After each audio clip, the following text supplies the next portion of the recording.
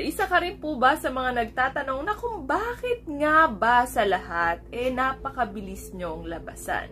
Huwag ka pong mag-alala, sir, hindi naman po yan ang katapusan ng mundo. And this one is a requested vlog, by Sir Adrian. Sir Adrian, may paraan.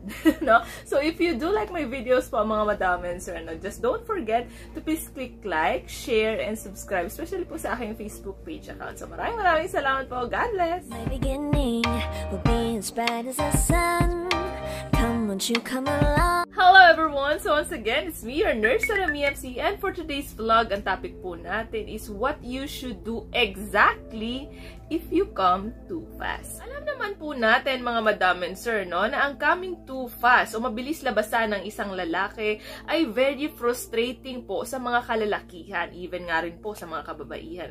Ito yung mga events na ayaw mangyari kahit na sino. Sino nga ba naman gusto na mabilis labasan? Kahit kami, mga kababaihan, gusto rin namin ng matagal labasan ng isang lalaki. Bakit? Kasi napakatagal din po naming makatapos. But it does happen, mga madam and sir, kahit hindi po kayo kasali sa mga nagsasuffer na tinatawag na premature ejaculation at kayo ay kabilang sa delayed ejaculation or matagal labasan, may tsansa po kayo maka-experience na mabilis po kayong labasan.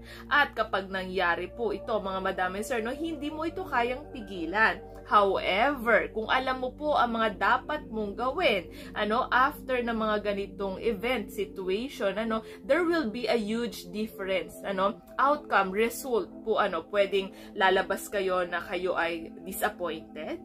Pwede naman yung sabihin na pagkatapos nun ay kayo ay satisfied. What are the options, mga madam and sir? So, number one, be optimistic. Yes po, alam ko naman po na it's very disappointing po yung mga ganitong klaseng pangyayari, na mabilis ka nga naman labasan, kasi hindi ka pa tapos, hindi pa rin siya tapos. Pero opo, mga madam and sir, kung disappointed ka, sir, ang partner mo ay magiging disappointed din, So, ang iisipin ng partner mo, may problema. Anong kulang? Anong nangyayari? Pero kung ikaw po, ang reaction mo is a positive way, so, ang iisipin ng partner mo, ay okay naman, it's not a big deal, as long as okay kayong dalawa, nagawa nyo naman. And take note po, mga madam and sir, nangyayari po ito sa lahat. Hindi ka po nag-iisa. So, next, focus on her pleasure, So, i-take note lamang po natin to, mga madam and sir, kasi napaka-importante nito, So, hindi po ibig sabihin na malambot na po ang inyong ari, sir, ay tapos na ang tali. Again, hindi po ibig sabihin na kayo po ay tapos na rin po ang inyong partner. Take note of that, sir. So, pwede po kayong gumamit ng iba't ibang paraan para makatapos din po ang inyong partner. Yes po, use your hands, use your fingers, use your mouth, So, napakaraming ways, use the toys, get the lubes, napakarami pong ways para makatapos din po ang inyong partner. And, i-take note ko na din po ito, mga madam and sir, hindi po, okay? Hindi po penetration ang isa sa mga reason kung bakit nag-o-orgasm ang mga kababaihan. Okay? So, usually kasi inisip nila vaginal penetration ang nagbibigay, para makatapos ang babae. Hindi po. Usually po, yung pag-stimulate ng mga clitoris o sa Tagalog ay tinggil. Doon po, karamihan, malaking tsansa, malaking percentage po ang nagbibigay nito na na maka-reach ng orgasm ang mga kababaihan. Okay po, so next, number 3, you have to wait. Opo, mga madam, sir, huwag muna kayo magpalit ng damit, sayang. So, while waiting, sir, bigyan mo naman po si madam ng full body sensual massage while waiting, especially po dito sa waiting na tinatawag, iba't iba po kasi ang refractory period ng mga kalalakihan, kahit po yan sa edad, iba-iba din po, hindi po ibig sabihin na bata ka pa, 20s, napakabilis mo na tigasan ng inyong ari. May mga kabataan na napakatagal na po na refractory period, May cases na ganyan. And may edad naman na rin po, yung ating mga 50s, 60s, pero ang kanilang refractory period, bumibilis, mas mabilis pa sa sikat ng araw, May mga ganitong tsansa, hindi po lahat na mga may edad na ay napakatagal na po at kailangan po pa pong maghintay ng oras at araw bago po ito tumigas. May mga kabataan din po na mabilis din po, kasi nga po sa edad, may 20s, 30s, pagkalabas nila ng similya, ay agaran din po itong titigas. Iba't iba po ang factors na tinatawag na refractory period. So, next, number 4, ask her. Yes po, mga madam and sir.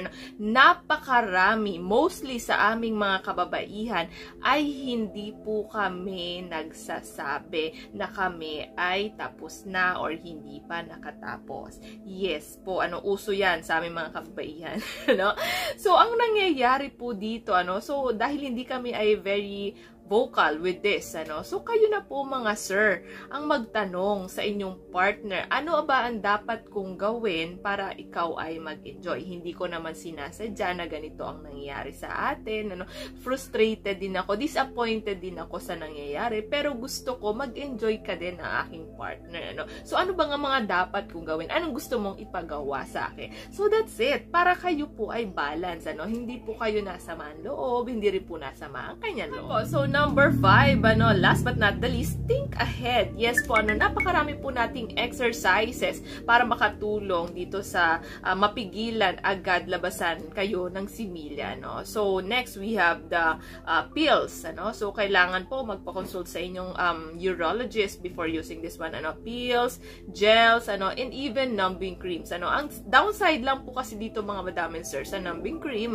kapag kayo po ay nakipagtalik sa inyong partner, sorry po sa aking aso, kapag nakipagtalik po kayo sa inyong partner, and syempre wala po kayong ginagamit na any condom, with that, So, yung effect po nito, syempre numbness, para nga po hindi po kayo makilite, hindi po kayo makaramdam ng sensation agad para kayo ay mabilis labasan. Ang partner nyo rin po, ang vagina ng partner, ang vagina ng inyong partner, is experience din po siya ng tinatawag na numbness. Okay? So, yun yung downside, So, hindi niya rin alam kung kailan siya makaka-feel na makakatapos, Kasi wala rin po siyang nararamdaman.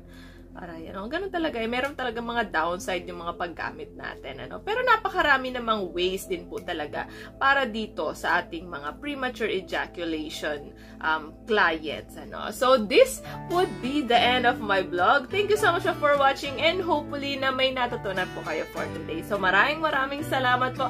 God bless. Thank you and goodbye. And yes, shoutout time po. Naisingit ko lang, madali lang to mga madam and sir. Binabati ko po si Sir Reynaldo Javier kasi last time, ang topic ko is ways on how to increase your penile length. So, ang comment niya is, ang gustuhan niya yung focus. Yes, mag-focus ka, sir.